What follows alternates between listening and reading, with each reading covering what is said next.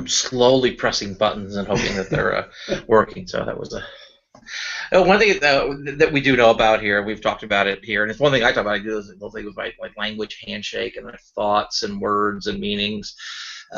Because one thing that we do is words become sort of labels for more complex thoughts. We'll say a word, but that word is expressing there's this thought, and if we're trying to challenge our thoughts, which a lot of mental recovery from mental illness, a big part of it is challenging our thoughts.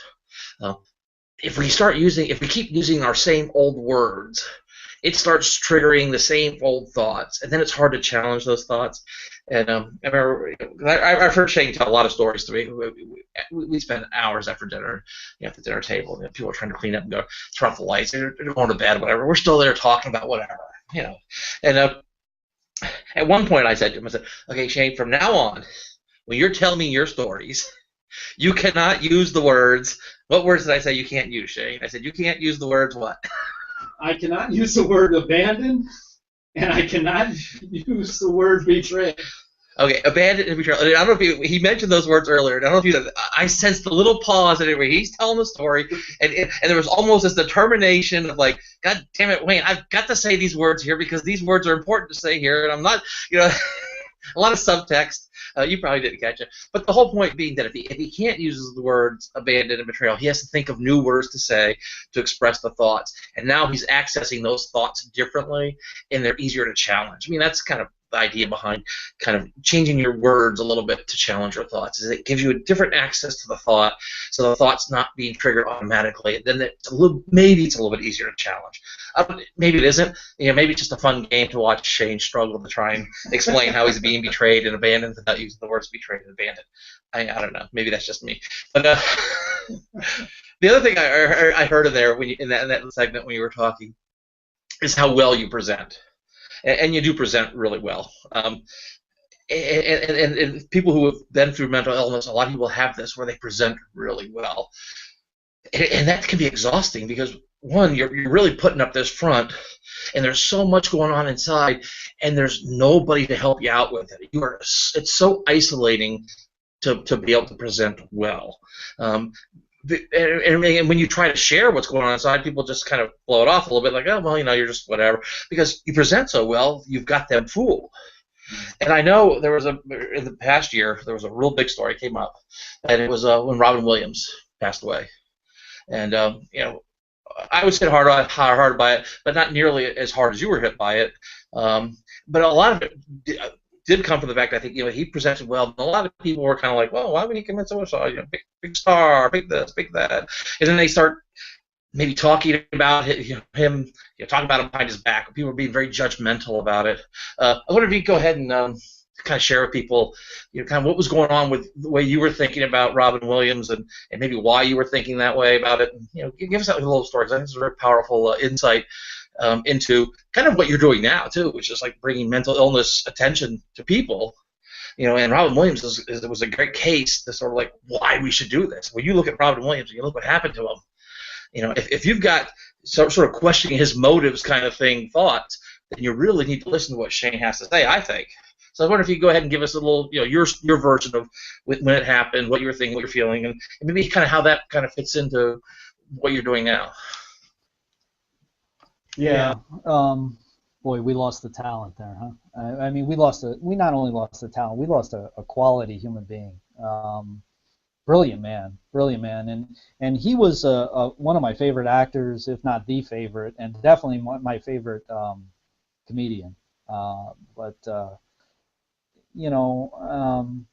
I definitely was affected when I heard the death of Robin Williams, and then when I heard how he died. It's like one of those things as to where when you hear somebody passed away, that's sad. When you hear somebody passed away because of the same illness that you have and that you're fighting right now, that's scary. Especially the amount of capability that man had, and so many have had in the past. I like I said, I often would be would present well. And I can tell you a short story is I went into my therapist's room and I was suicidal. and to make a long story short, so my therapist said, you need to see the doctor right now. Well, they were changing doctors. One of the doctors retired, so they were changing doctors. So she says, you need to see this doctor right now. And I said, okay, all right, fine. Well, to his credit, this man went ahead and he scheduled me an hour and a half later. So I ended up having to stay a little bit longer and everything like that. And then I went into his office and he started asking me all these preliminary questions. And I'm like, look, Doc, I'm at a lot further along than what it is that you think I am. If I say something, you can rest assured that I'm probably 3 stages further than what you think I am. And thanks to the relationship that I had with my therapist, she knew that. But this doctor didn't know that. And so he's like, he's asking me all these preliminary questions, and he's questioning why I'm taking this medication and this and that. And I'm like, look, no offense, but this is serious. I'm hurting. And he goes, well, I can't allow your frustration be my frustration. And that's it. I'm like, okay. And my evil, my demon with my suicidality said, hey, you just gave me the answer I wanted to hear. And it was, so I shut my mouth. The man said, it's like, you don't look like you're having that much of a problem at all. And maybe you should talk to your therapist. Well, I already talked to my therapist, and she made an emergency meeting, but I didn't say that. And I said, you're right. We'll talk about it. I left that room. I was more suicidal than I was when I walked into that door. I didn't do an attempt at that time, but I sure could have. And, I've always I always dressed up nice. I always went on the fact is it was part of my getting over it type of equation was, make yourself feel better. So I would go ahead and I'd buy nice clothes, and I'd have a shirt here, a shirt there, a shirt here, a shirt there. Well, my thought was there's 365 days in a year. So you need 365 outfits in order for things to work out. I was a consultant, and I was also the fact that, I wanted to feel better, and I did everything that I could to do that. And my family, when I was in the hospital, they went to go clean my apartment for me, and they have totes and totes and totes of clothes. So like you said, it was a burden, to say the least, to look the way that I did, but feel the way that I did. And it was instinctual to look that way. And unfortunately, it was 24/7 feeling the way that I felt. And so, when Robin Williams passed, everybody was acting all, like they were all surprised. And, I remember writing something on Facebook, and I think you'll remember. I said, this is a surprise to everyone but him, because he has been there. He's been in that situation before. It's not his first attempt. Matter of fact, he did at least 2 attempts that night. He even made arrangements to appear in the future, so he was doing what I was doing. He was keeping appearances, but feeling the way that he was feeling, and knowing that he was going to at least attempt. And I can remember I did an attempt. When I say I've done attempts, I've done numerous ones. When I was younger, I used to drink anything that had skull and crossbones on it, right? Whether it be furniture polish, whether it be hydrogen peroxide, whatever. I did it. I remember I decided that I was going to hang myself one day, and I raveled it up and everything, and I put it against my carotid artery, and I was testing it, and I passed out. And as I passed out, all of a sudden, the next thing that I know, I hear computer noise in my head, and I somehow I should say this, I was 2 stories high at the time, and somehow when I fell in between these banisters that were like the size of my arms. I mean, it wasn't even. I don't even know how I did it, but my whole body fit in between these banisters, in which case I could never do again a billion times. And I landed onto some tin shelves, and I hit the floor, and my glasses popped off, and I remember lying there, and I said, "Oh, I broke my glasses." Now I just fell 2 stories from on high here, and landed down on my head. And my glasses popped off. Oh, I broke my glasses. Well, I came to the realization, well, there might be something else wrong too, So it's like, I says, well, okay, let's move around. Let's see if this fits. This. Everything was relatively okay. I mean, I was banged up and everything, obviously, but an hour later, I ordered a pizza. I went to work the next day. I had rope burn on my neck, and but I wore ties. I worked at a bank at the time. So I wore a tie. Nobody knew. The most that somebody would have known would have been the pizza guy, because he did see the burn on my neck. But he didn't say anything. So it's like nobody knew. And that's the thing. Robin Williams, the whole career, he's been through addiction like I've been through addiction. He's been through depression like I've been through depression, and so forth. So when he got to the point, and this man, it's like he can make you laugh, he can make you cry, he can make you do any type of emotion whatsoever, and then to realize that he died just before fighting the same fight that I was fighting, and that impacted me. That impacted me, and I came to the realization that, and like you said, people started being judgmental, and I started getting angry, and I said, you know what, people need to not hide this. People need to stop rationalizing this. This is a silent torture that's going on, and that I feel on a daily basis, and so I know what that is. And so I decided that I was going to do something about it.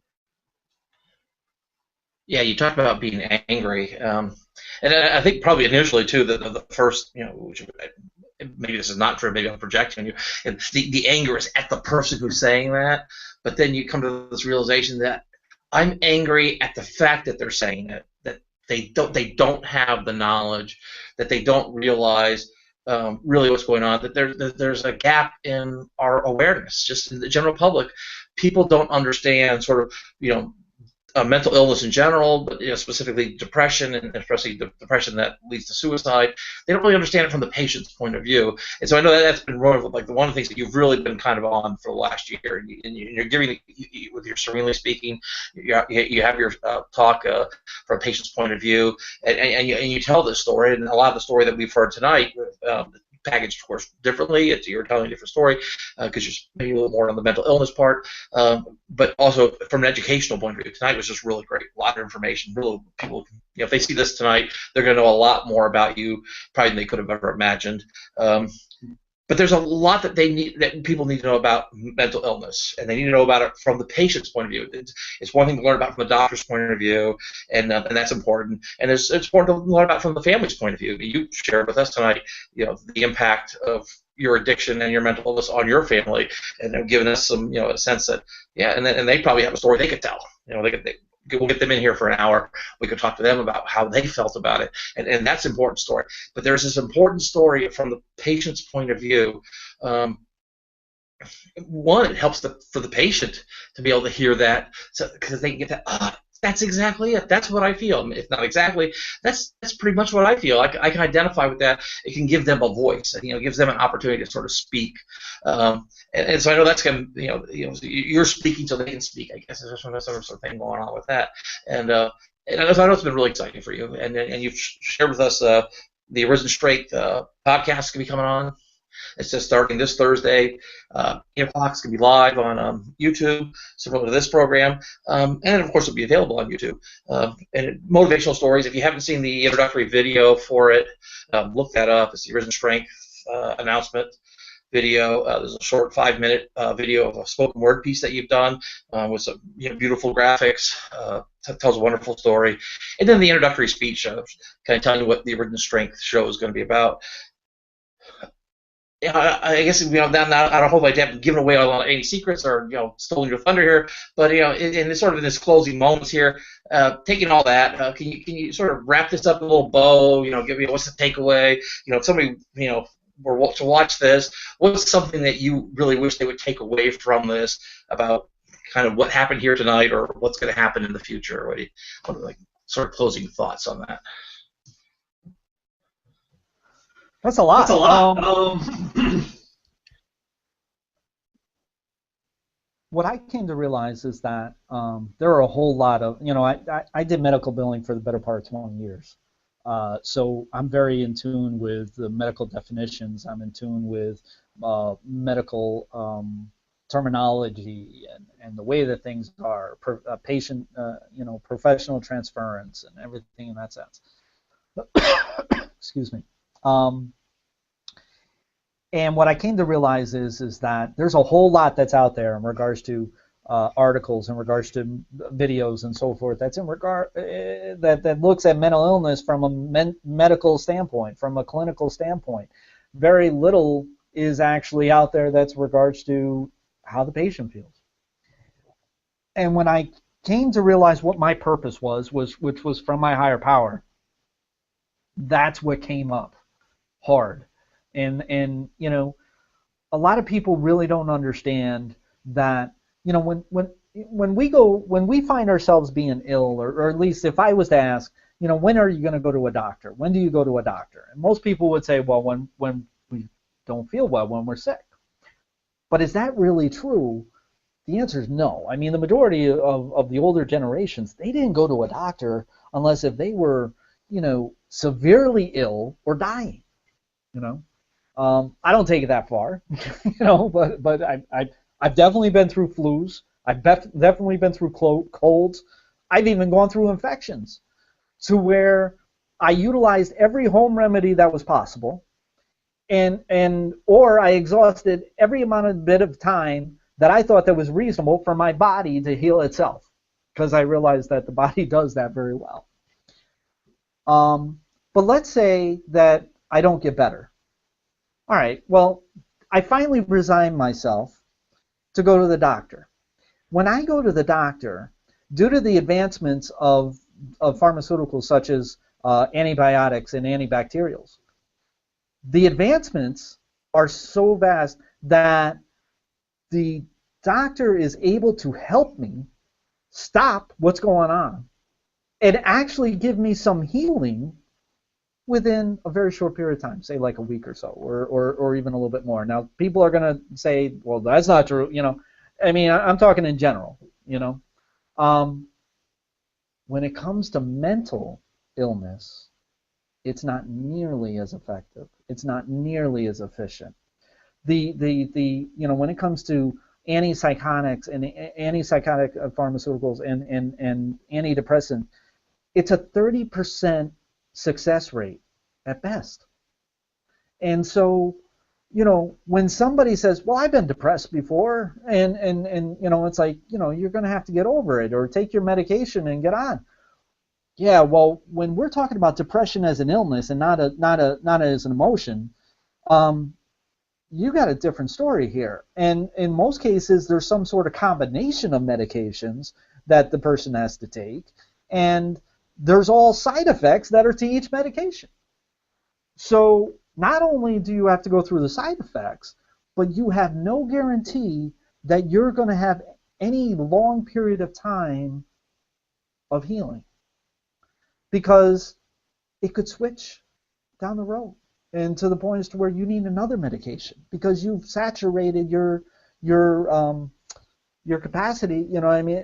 You saturated the medication ceiling to the point as to where now you got to start another medication. So that's something that most people don't know about, and I realize that's just one example, and you know, and feeling the way that I felt inside, and yet I presented well. That's really all that people really cared about, was that I presented well and that I was functioning. You know, they didn't really. I shouldn't say they didn't care. I should say they didn't go further into, because there was no need to, because what they saw, what the evidence that they saw was sufficient. And because I didn't let them know, then they had no clue that something was going on inside. So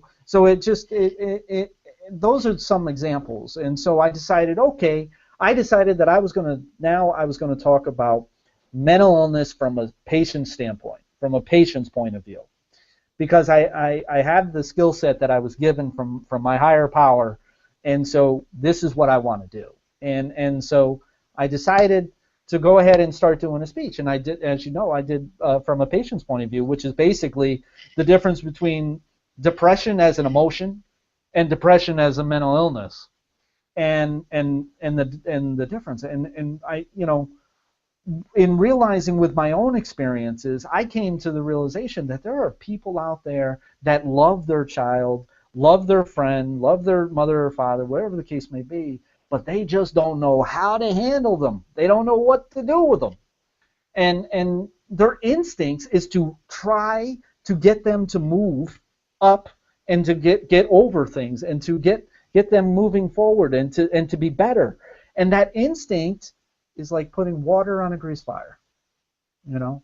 And I don't know, you know, if you've ever seen water on a grease fire. You know, we went through the actual mathematics of it. It's, if you take one ice cube of water and put it inside a grease, you're now going to have 1,600 cubes of a problem like that. And that's what I related to. And it's like, our instincts are to help, but our instincts are like putting water on a grease fire. And so I just, you know, and so my idea came to me is not only to be there. I want to be there for other people who are like me. I want to give them some proof that the light at the end of the tunnel, that's real and it's attainable. It's still there. And so I want to give them that, but at the same time, I want to be able to give the parents, I want to be able to give the friends, the supporters, and so forth of those same patients who are frustrated and scared and just at their wits' end. I want to give them some information that they didn't know about, that they didn't even look at, because our instincts aren't to look that way. And so I wanted to be able to do that, and you know, so that's why I started speaking on it. Arisen Strength, that came recently, and you know, I've been thinking about it, but it came recently, and it came from watching a video on YouTube, and it happened to be this girl, Jen Gilson. She's been on American Idol and on X Factor, and at this time she was on the X Factor, and she actually had a brutal situation in school, bullying. Because they all looked at her differently, because she was pursuing her music career. And so anyway, so on the X Factor, they do all the stuff beforehand, and she talks about her bullying and how it paralyzed her and everything, and she's just so upset and everything. And so she's on stage, and you can tell she's nervous, obviously, but she starts singing, and she's good, and she's really good. But she starts to cry. And most of the time when you're crying and singing, normally that doesn't work out too well. but it was working out fine for this girl. And all of a sudden, there's one moment, and I can tell you almost there's 10 seconds of where she does this move that is so instinctual that it grabbed hold of me. And I could tell that wasn't anything that she practiced. It wasn't anything that she planned on doing. That was God-given in my mind, you know, or in your case, universe-given. That was something that was special within us. And she made me cry. And I watched this video 30 times after, over and over and over and over. And I'm sitting there, and then I'm not even realizing she was singing a song, and it's called "Who You Are." And she was singing a song that one of the judges sings. And the judge was bullied as well. And so at the end, she's crying, the judge is crying, and everybody, and you know, and it's like, what a moment we would have missed out on if this girl was to the point as to where her bullying, the bullying that she had to suffer through, kept her and suppressed that talent, suppressed that dream. And it made me think, and I started looking at other videos and stuff, and it's like, you know, I know how that is. I know how it is to be in a situation as to where your dream, your thoughts are suppressed so much that you feel paralyzed, that you feel like you can't get anything done, or that you're not meant to get anything done. And you start, you know, looking at the world in a totally different way.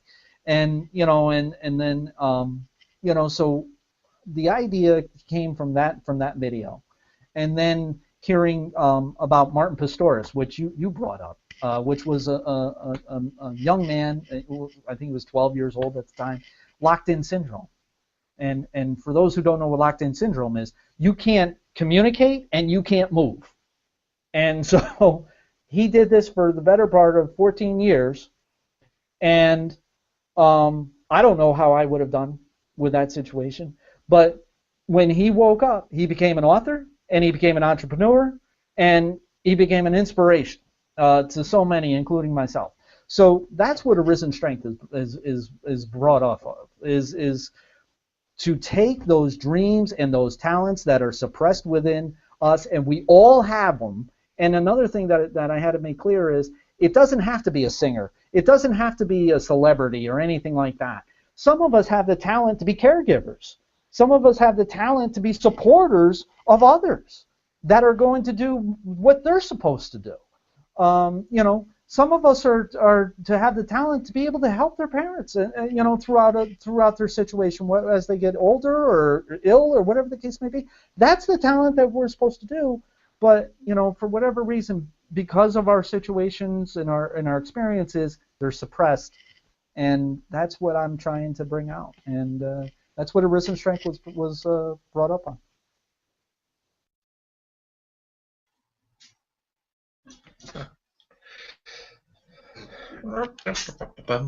There we go.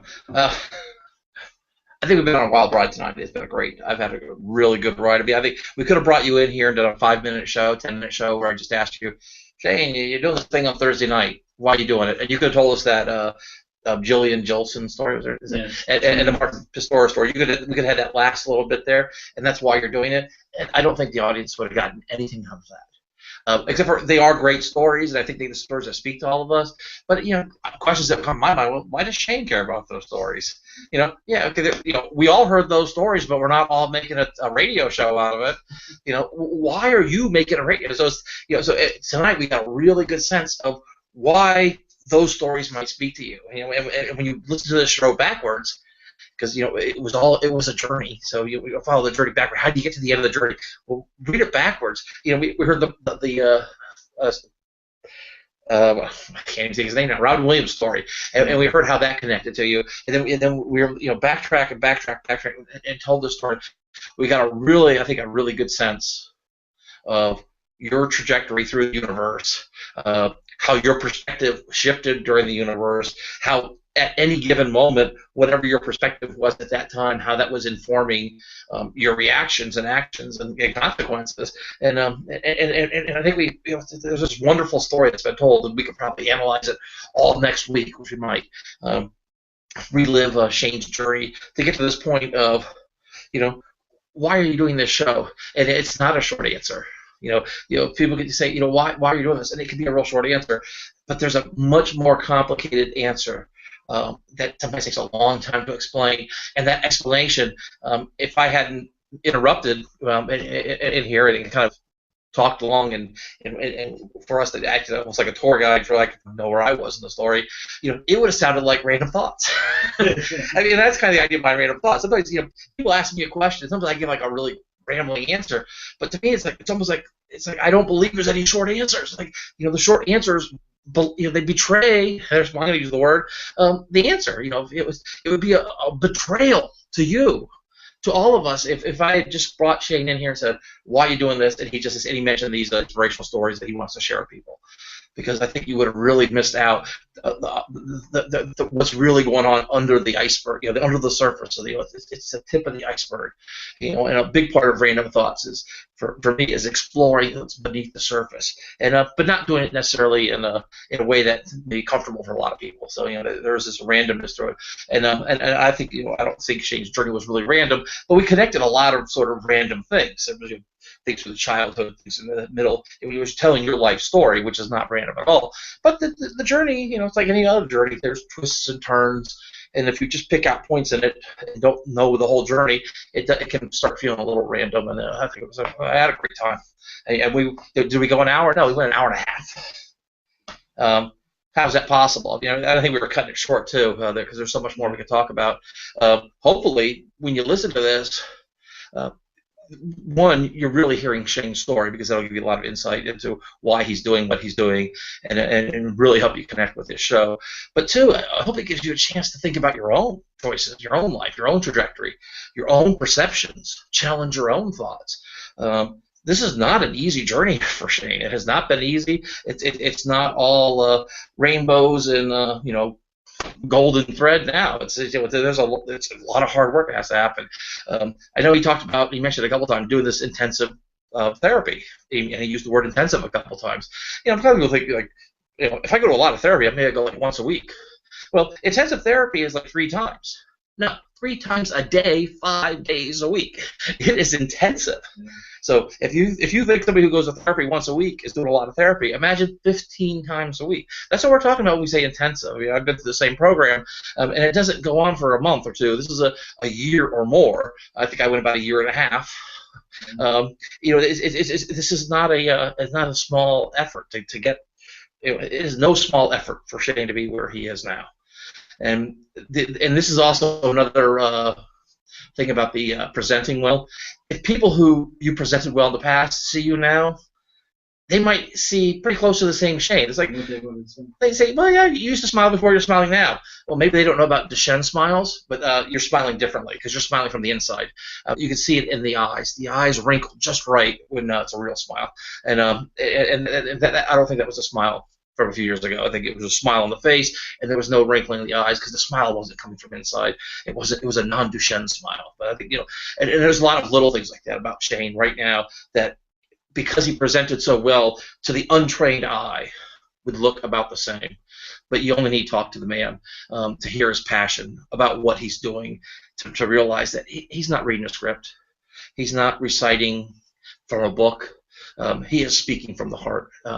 He's connecting with his higher power, and they're speaking in one voice now.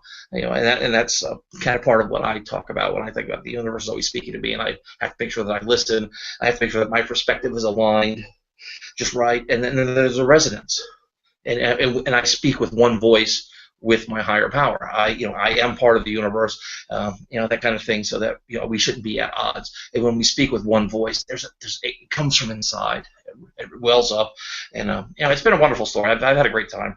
And Shane, I hope you had a great time being here. I hope it was you feel like you were in a therapy session. I certainly felt like I was in one, and I learned a lot.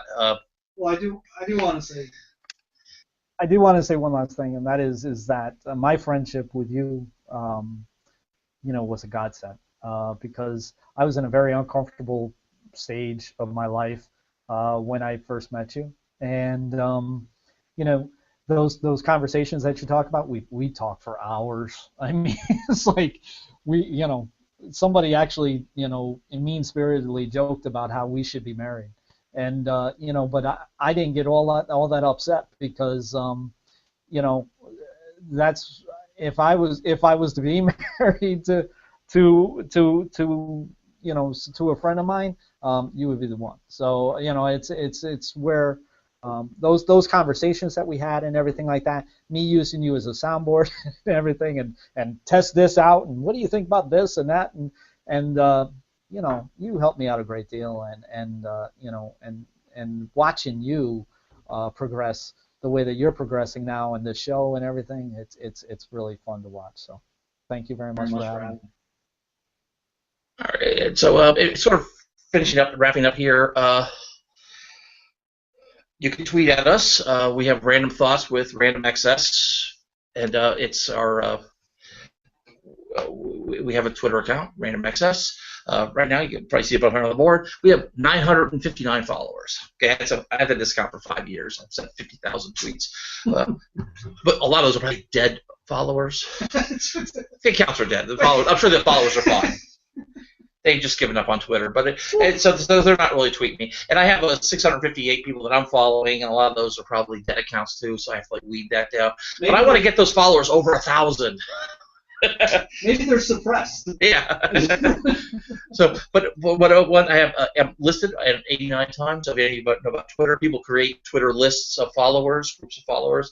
So there's at least 89 people out there who felt that what I tweet is interesting enough to actually be added to a list of people who tweet. So that's a thing. But you can get at us. So yeah, tell your friends, and then also follow us. Same thing. And tweet at us at RTWRE. That's Random Thoughts with Random Access. It's a hashtag. My account is Random Access. You can tweet at the account to the account, but you can just include the tag Random Thoughts with Random Access, and we'll pick up the tweet when we search the hashtag. And during the show, typical show during the week, that'll be a live stream of what's going on with the timeline, so that if you tweet us during the show, it'll come up. Please keep it clean, relatively clean, 18 plus 18. But we're adults, we can take it. But be reasonable. Be reasonable. And as you can see, that we do that kind of thing. You can call us on our feedback line. Feedback line is actually open now. It was open since 11 o'clock. It's an automated feedback line. It opens up at 11 o'clock. People could have been calling. The phone could have been ringing. We've been interrupting the show. We wouldn't have had no control over it. But you can reach us to U.S. and Canada number. Keep that in mind, 15189-666-175. That's 15189-666-175. Every day during the day from 3 to 4. On the weekends from 3 to 5. And then every night, 11 to midnight after the show, talk about the show, what did you see, what did you not see. If you don't want to talk to us live, it's not live on the air, it's just live, I'll be answering the phone. If you call off hours, it leaves a message, and then I'll hear the message later. But call when the phone lines are open, and I'll talk to you. I'll hear your feedback. Performance feedback revision, that's a big thing I talk about. Evolution. Try and find evolution in Shane's story. Learn, improve, share. You must have heard that in there. I'm sure there's places where he was learning, improving, and sharing. There's places where he was performing, he was getting feedback, and he's making some revisions. So Shane's been evolving, and that's good. I think we should all be evolving, because I say if you're not evolving, you ain't merely dying, you're dead, because evolution is life. Learn, improve, share. And I'm going to close it at that. Courage, and we'll catch up with you guys tomorrow night for another great show, Random Thoughts with Random Access. My co-host, Dutch. Hope you learned a lot tonight. Hope you had fun. And tune in Thursday night. See him live on his Risen Strength, 8 p.m. on YouTube, or make sure you catch the video later. Bye-bye.